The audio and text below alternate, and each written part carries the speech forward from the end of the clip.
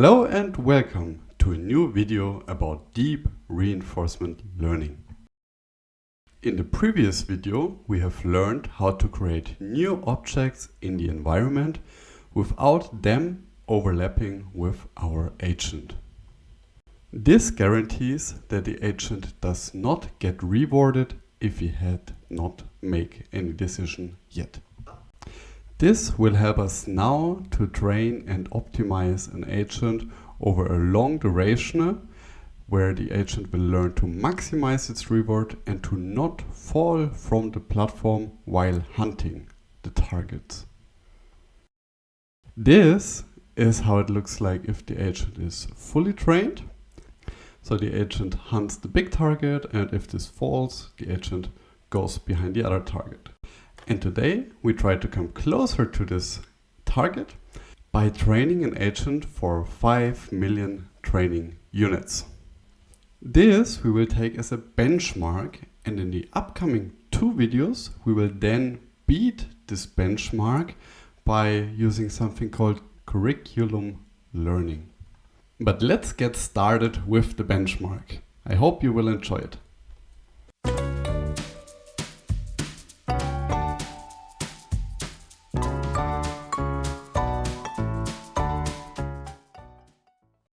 In case you have not watched the previous video yet, I can recommend you doing it now. Today we want to create 3 different difficulties for our agent: simple, medium and hard. They distinguish each other by the velocity of the moving target. In the simplest case, the ball is not moving. In the medium case, the big target is moving slowly. And in the hardest case, it moves fast. And this movement can happen in any direction along the plane. And the big target now is to train one agent that performs well in all the 3 difficulties. So let's take a closer look at these 3 difficulties to find out what exactly makes them complicated. So let's take a look at the Unity scene from our last video. There we can play in the heuristic mode, the easiest level with no moving targets. And then it's quite simple to use our agent Robert to navigate to the big target and to always reach highest reward. The floor is green. And now we can also take a look at the more complicated environments where we can just increase the velocity scale of the big target either to 2 or to 4 or to 6 or whatever number you want. In our case, we now go to a velocity scale of 2, which means the ball rolls away in a random direction, but not too fast. This directly makes it more difficult for me to reach the ball without falling from the playground. Once the large target falls, we can always reach the small target, which will give us a small reward and which is kind of a reset button for the game. Now I want to show you also the hardest difficulty with a fast moving big target, so that our agent Robert will have a hard time catching or chasing it. And for this we use a velocity scale of 6. And then the ball gets quite fast and it's not simple anymore to reach it. But today we will see how far deep reinforcement learning will come by just training for a long time and then creating basically our benchmark.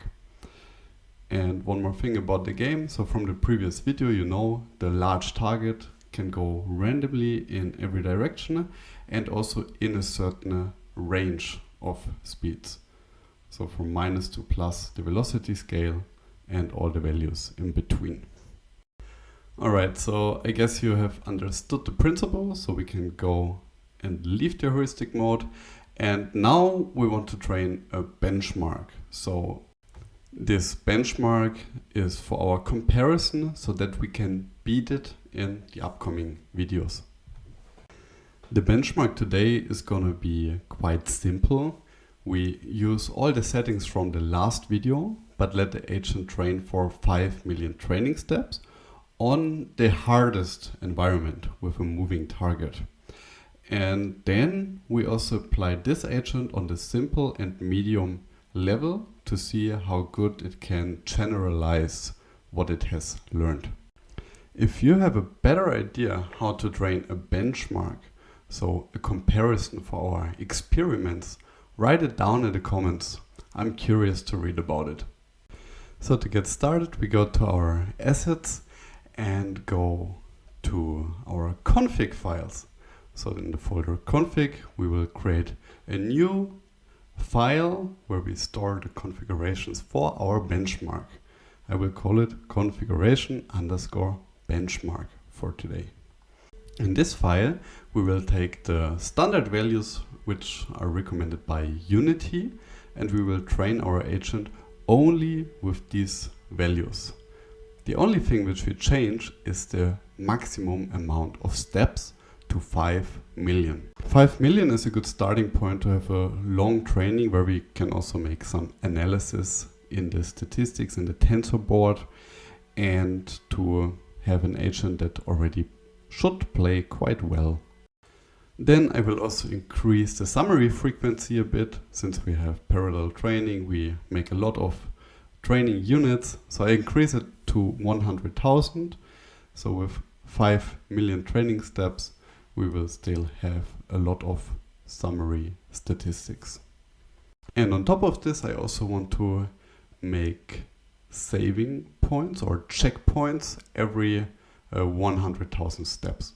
So every 100,000 training steps, a model should be saved.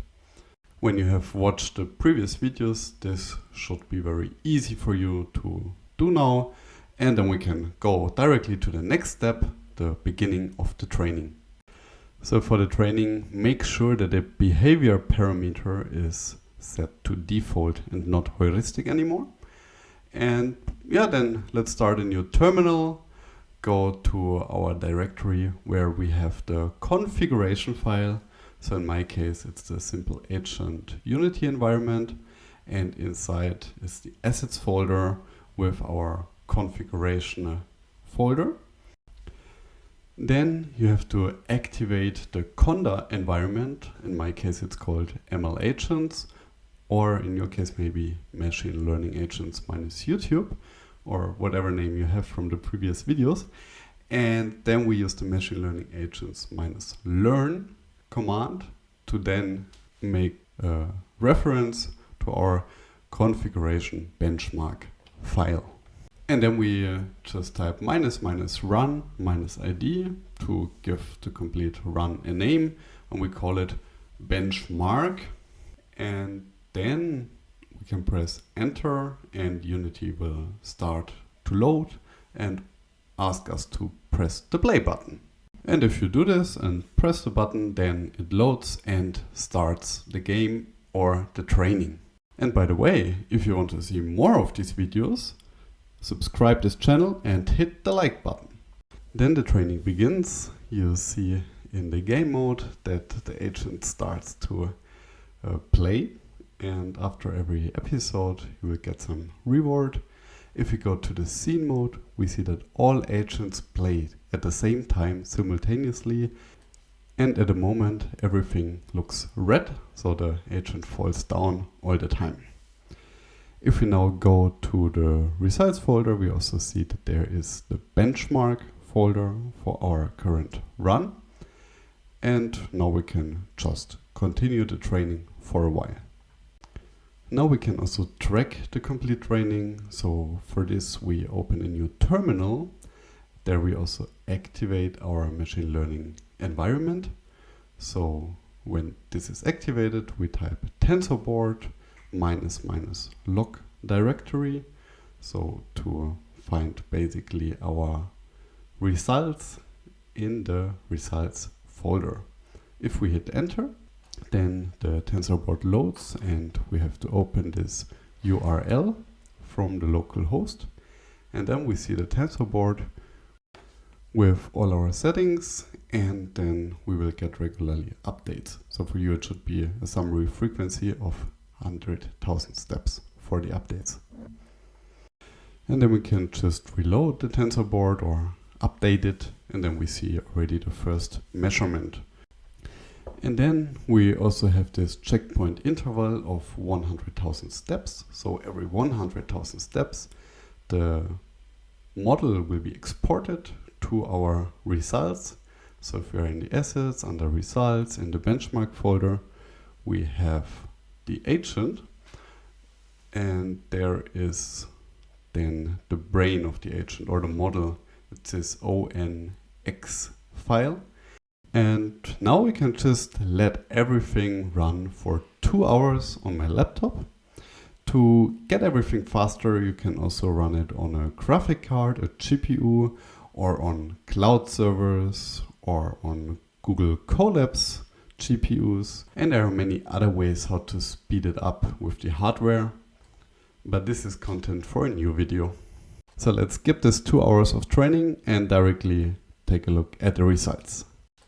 So after 2 hours, we can update the tensor board, and we see that the training was successful, but there is still place for improvement. So the cumulative reward increases permanently, but is not maximum yet. So it is now around 1.2, and I guess it can be even higher, since the maximum theoretical reward would be +2 if every ball could be catched. But 2 hours of training is enough for this little test experiment today, and we can now directly go to the model, click on the agent and drag and drop the model as the brain for our agent, and take a look how our agent is playing. And when everything loads, we will see Robert trying to catch first the big target, and then afterward trying to catch the small target. So now we can take a look how the agent is playing, and you already see a tendency that the agent tries to catch the big target, but if it cannot reach it, or if it's too shy to reach it, it goes back to the stationary small target. And sometimes the agent also is quite fast when trying to catch the big target, and then it can also happen that the agent falls from the platform, like you can see it now. And this is our benchmark for now, and we have now in the next step the goal to beat this benchmark. So to use some learning strategies or some different setups for the training to get better result than this. But only the visual result is not enough for us, so we also want to make quantitative measurements today. So congratulations, you have trained your first benchmark for 2 million time steps or 2 hours. And now we make one of the most important things in these experiments. We create quantitative measurements. So we let the agent play 100 times in the easy, simple and hard environment. And during this process, we want to measure how often is the agent falling, what is the maximum reward he gets, how often does Robert catch the small target and the big target. So let's start the measurement. Now I make a measurement of the benchmark after it has trained only on the hardest level, and I show it in 4 times the speed on the hardest environment now. Later on I will also take a look at the medium and easy environment, but the agent again was only trained under the hardest conditions.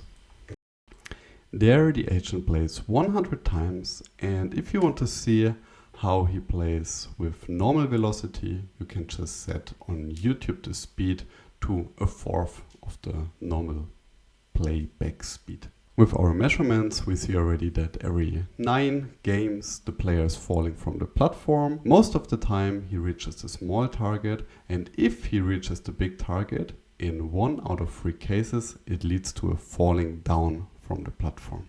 If you are curious how to create these counters, write it down in the comments. Very good. And with this, we have our first result. In the hardest environment, the player was reaching a reward of 122 by falling down from the platform 11 times, reaching the big target 33 times, and using the small target as a backup 56 times. That's already a very good beginning. Now we want to take a look how the player performs in the medium and the easy environment. Now we're taking a look at the most simple environment where the big target is not moving, and it seems to be a very easy task for the player. So the only question is, which target does he like more, the big one or the small one? And this question seems to be harder to answer for the agent than you might have thought before. And the agent struggles to make a final decision about the target. These type of problems are common in reinforcement learning, but luckily there is a very simple way to solve them, and you can think about how you would solve it. And even a few moments later, the player still does not make a final decision what to reach or not to reach, and I decided to restart the game to give him another try. But also in this game, he cannot make a final decision about big or small target. So after waiting for another 2 minutes, I decided to stop the process and declare this run as a failure. But as I said before, there is a very simple trick to overcome it, and you can write it down in the comments and we can discuss it together. That was not surprising, wasn't it? At least I would not have thought that the agent has such a struggle with the simple environment. In the next and last step, we want to now take a look at a medium environment where the ball is moving. And now I'm curious what you think, if it will work out this time or not. At least there will be not an infinite loop, since at some point the ball will fall down from the platform. So let's take a look, and everything looks okay. The agent has not too many problems with hitting the big target, and in case it falls down, then he can confidently go to the small target. Now it's time for the summary between all the 3 runs, where we can start with the simple run. The simple run is very different to what the agent was training, since it was training on the hard environment. And then it turned out that it's too different to make a final decision, and the agent failed. So that's bad already. And we want to use the next videos to overcome this problem and solve it forever. We do this by using different training strategies. In the medium and hard environment, the agent performed better. He did not fail and gave us a good benchmark. The player was able to finish all the 100 episodes, and the results do not look too bad for the beginning. The player was falling more often in the hard environment than in the medium environment. But this is clear because in the hard environment, the ball, the target, is faster, and it's more likely that the player then falls off the platform. The player was falling 4 times more often in the hard environment than in the medium one. We also see that the agent had not that big of a trouble to reach the big target in the medium environment. He catched it 59 times out of these 100 tryouts, which is double as often as in the medium environment. But this is clear because in the hard environment, the ball is even faster than the player at some moments. The results for the small target look exactly opposite to the ones from the big target. So in the hard environment, the big target cannot be reached that often, and then the rest, the player goes to the small target or falls down. And in the medium environment, the player knows that a big target is better. That's already very good. And in case the player cannot get the big target, it goes to the small target. Now our aim for the next video is to beat this benchmark by using clever tricks and techniques and different learning strategies. And you can take it as a homework to think about which ideas you would like to see implemented. And that's enough for today. I hope you enjoyed it, and we will see us next time again. Thank you for watching. And if you want to support me on this journey, please consider to like and subscribe. And if you want to support me a bit more, you can do this on these platforms. Thanks a lot and see you next time.